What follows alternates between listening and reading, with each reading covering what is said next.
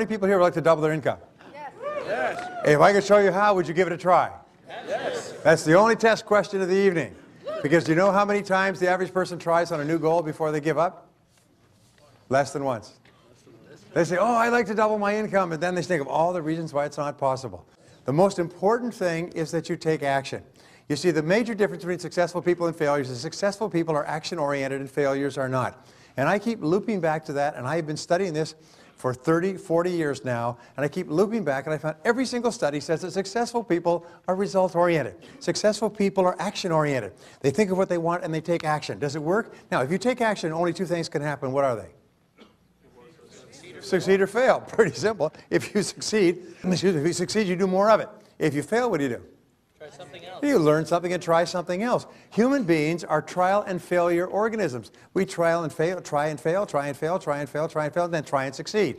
Phil Knight, the president of Nike Shoes, says, you only have to succeed the last time. And you know, if you read every single story of every single man or woman who's ever accomplished anything, their entire life is a lifetime of failure. It is failure, failure, failure, failure, failure, failure, outstanding success. Boy, wasn't he lucky. You'll find that successful people try far more things, and most of the things you try won't work. At least they won't work initially. So therefore, the thing is to keep trying, because you have a cybernetic organism or a mechanism built into your brain, which means every time you try anything, you learn something. You try something and you learn something, and you learn what works and you learn what doesn't work. So you find there's a direct relationship between the number of times you try and how likely it is you are to triumph. And so if you hear a good idea today, resolve to give it a try. And the faster you try it, the better. I was speaking to a man who's one of the richest men in the world today, started off basically selling soap from door to door. He's now worth billions of dollars. And he said, you know, in his company, they did a study, and they found there's a direct relationship between how fast a person takes action on a new idea and how likely it is that they will ever take action on any idea at all. In the information on this seminar, they talk about breaking bad habits. The worst habit of all is inaction. The worst habit of all is developing the disease of excusitis, which is an inflammation of the excuse-making gland, which is invariably fatal to success.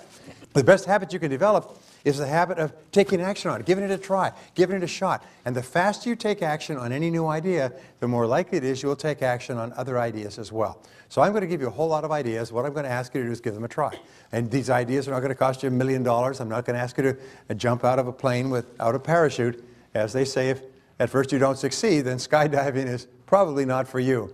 But in other words, I'm not going to ask you to take any risk, but you hear a good idea, take action on it quickly, because the natural problem with human beings is inertia, is we get stuck in a comfort zone, and we think it's a good idea, but then we wish to, and we hope to, and we intend to, and then nothing ever happens. What is the road to hell paved with?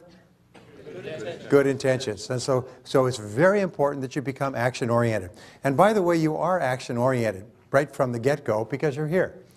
You had to go through a lot of sacrifice and planning and organizing and come on, hurry up, we're going to be late, that sort of thing. And come get down here, find a parking space, wait through the cold, get in here. So obviously you're action-oriented already. You've got the foundation ingredients, and I hope to build on those. Well, I'm going to give you some ways, by the way, to double your income. I'll give you several different ways that have been guaranteed. And I've spoken to people here today who've already doubled their income in the last 12 months using some of these principles. Now, I have some good news for you. Everybody here is going to double their income. It's inevitable. It's guaranteed. All right. Yes, and it's guaranteed as long as you live long enough. In other words, the average income in America goes up at about 3 to 4% a year. So if you live and work another 18 to 22 years by compound interest, you'll double your income. Is this what you had in mind? Say no. No. When do you want to double your income? Now. That's right. Yesterday would be okay. All right. So I want to show you something. I hired a consultant to work for my company, and he showed me something which I've then adapted to different purposes. He left me with a crummy T-shirt and this graph. And that's all. I don't remember anything else he did. But this graph was very interesting. The graph is a graph of income and financial success over life.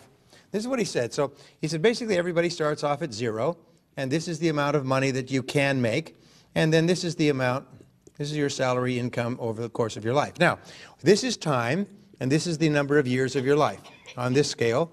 And then up here, you have the amount that you achieve at the end of your lifetime.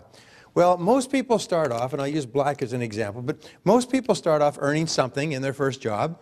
And then what happens is their life, their financial life, is very much like a bad week on the NASDAQ. It goes up, down, sideways. Sometimes they're broke, sometimes they're not, sometimes they're employed, sometimes they make a lot, then they're unemployed, and they're up, down. It's just like this. Basically, this is what happens throughout the course of their working lifetime. They're broke, they're in the money, they're out, they get, and so on. And then sometimes they're the windshield, sometimes they're the bug, okay? And at the end of their lifetime, as a result of experience, plus luck, this is where they end up. And the average for the great majority of people is about 3% increase per year over the course of your working lifetime. Now, this is very much, what I have found, is very much like driving across country on the farm roads. Trying to make real progress, but you're driving across country on the farm roads with no road signs and no road maps. You notice when you're born, you don't get an instruction kit.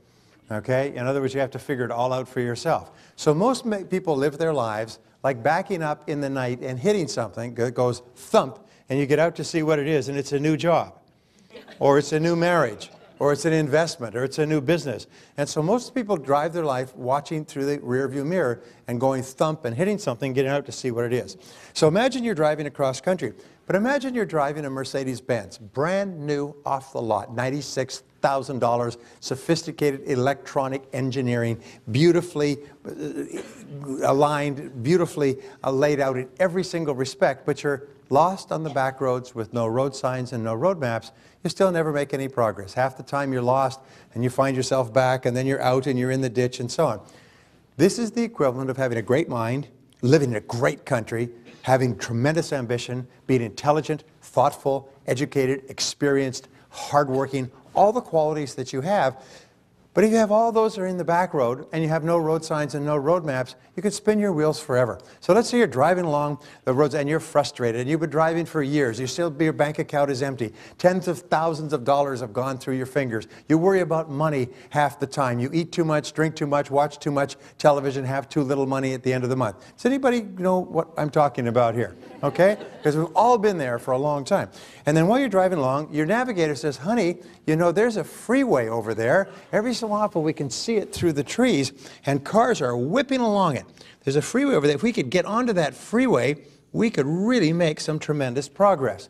Now, the freeway is knowledge plus skill, which is what you are here to acquire today. So what you do is you say, okay, how do we get onto the freeway? And what you do is start working your way across and working your way across and figuring out how to get onto the freeway. And once you get onto the freeway, whoa, you put your pedal to the metal and you start to make incredible progress.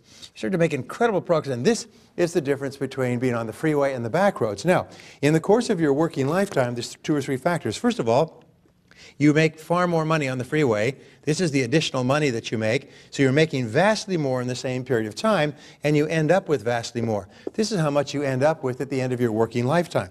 The other factor is that this is controlled. This is controlled, whereas being on the back roads is uncontrolled and random. So this is under your control, so you're actually increasing your rate of increase at a faster rate. So in the same number of years, going back to here, in the same number of years that somebody is making a little bit, worrying about money, broke half the time, you're on the freeway and you are just whipping along.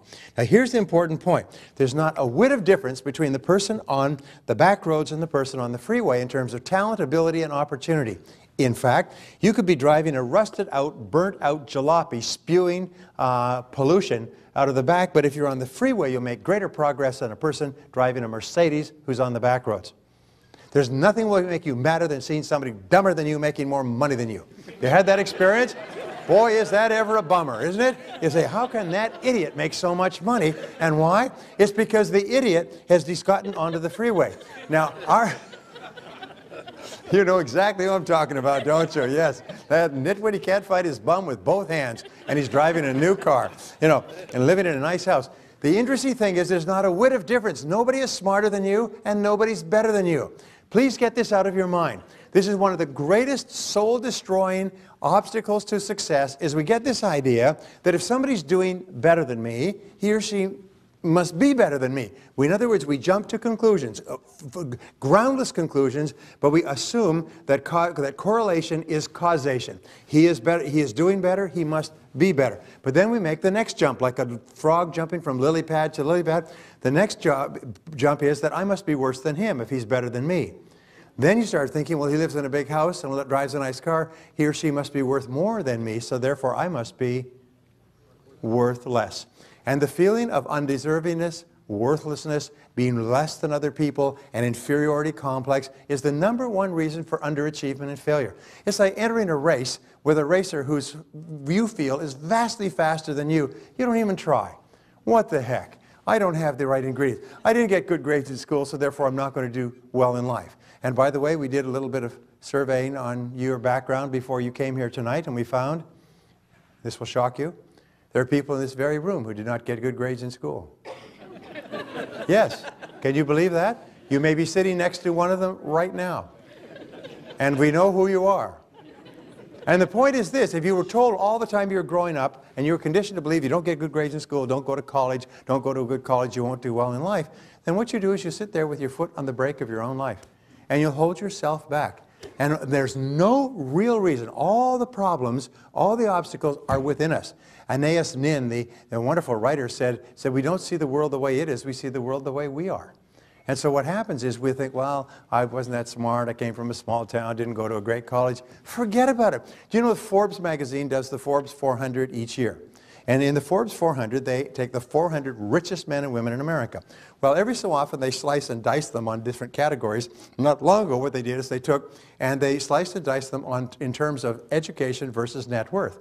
They find that if you dropped out of high school and you made it to the Forbes 400, your average net worth would be $300 million more than if you had gone to the finest universities. In other words, there was a total negative correlation between net worth and education. It's the less education you had, the more you'd be worth if you got onto the Forbes 400. And that's why some of the richest and most successful people in America are people who didn't do particularly well in school. But if you believe, because I didn't do well in school, and I sure didn't do well in school, that you're held back, then that will become true for you. It becomes your truth, even though it is totally contradicted by all experience